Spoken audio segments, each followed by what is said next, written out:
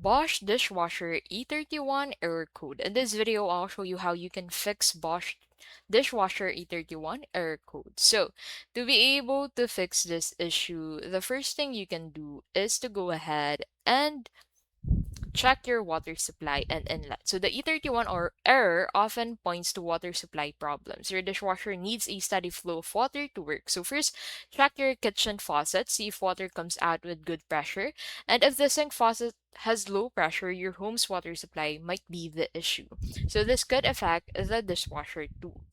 Another thing you can do is to go ahead and inspect the flow sensor. So the flow sensor is a critical part in your Bosch dishwasher. It measures the amount of water entering the machine.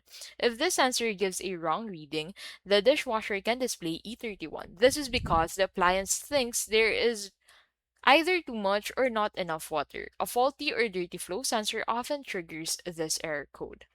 And then another thing is assessing the heating element. So the E31 error code can also point to a problem with your dishwasher's heating element.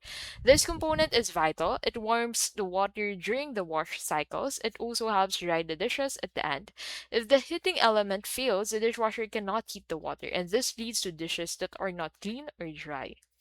And then lastly is to examine the main control board. So if you have checked the water supply, flow sensor, and heating element, look at the main control board. This board is the brain of your Bosch dishwasher. It sends signal to all other components. So if the main control board malfunctions, it can trigger various error codes, including E31.